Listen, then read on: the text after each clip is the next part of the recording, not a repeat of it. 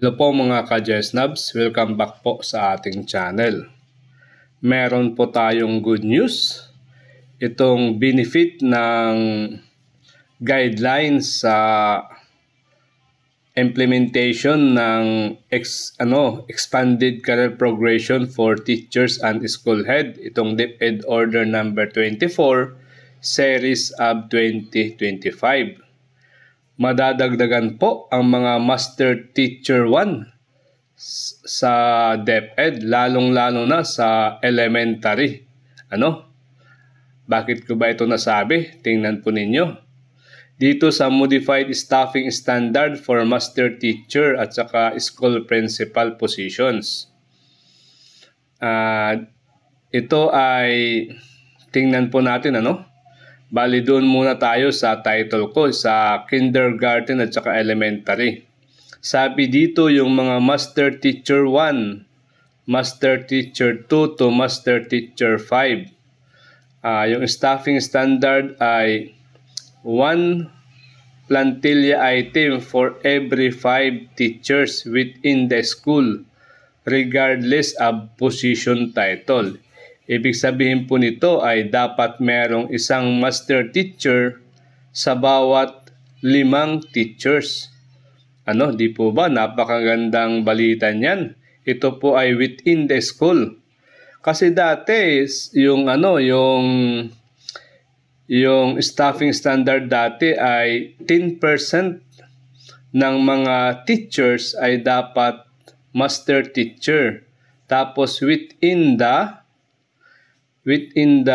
district, within the district. So ito ngayon ay within the school. Tapos yung yung kanyang ratio ay 1:5.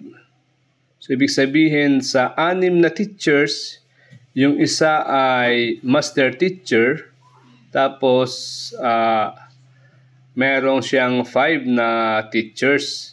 Dati kasi ay 1:10, 1:10. So sa bawat isang teacher sa bawat 10 teacher ay meron dapat na isang master teacher. So ngayon parang nadoble. Nadoble po yung ratio. Gagawin ng 1:5. So napakagandang good news po nito. Napakaganda at saka good news pa ko. So yan po yung magandang balita. So maliban sa master teacher, punta tayo sa mga position ng school principal 1 to school principal 4. Yung staffing standards ay 1 plantilla item per school regardless of position title. So isang principal lang bawat school dapat, So tingnan po natin sa junior high school naman. Para sa Master Teacher 1 to Master Teacher 5. Ganun din, 1 plantilla item for every 5 teachers per subject or learning area within the school. So, pero ito ay sinusunod na dati, yung 1 plantilla item na Master Teacher to 5 to 7, yung dati, Tapos dapat per subject or learning area.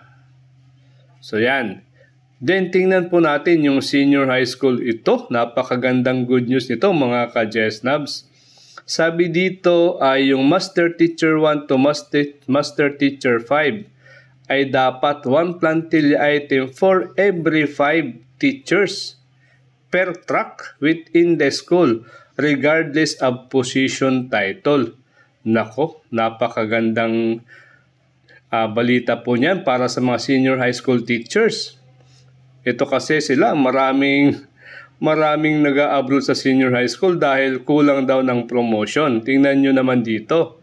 Gagawin ng meron na silang chance maging master teacher. Kasi meron na silang ratio na 1:5. Same sa junior high school na. Good news po ito sa mga kasamahan ko sa DepEd. So yan po mga ka-Jesnabs yung balita, Tingnan pa natin yung iba.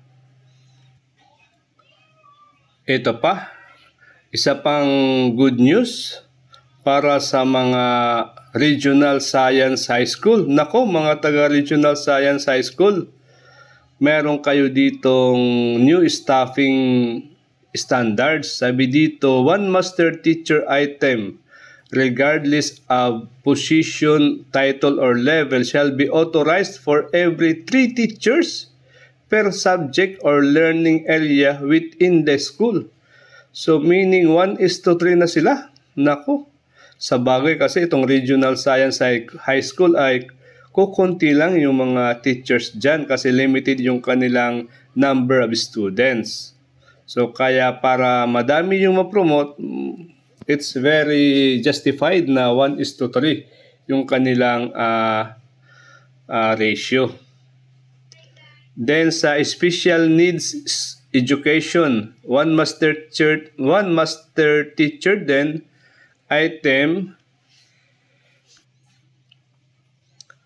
one master teacher then for every 5 SNED teachers within the school's division.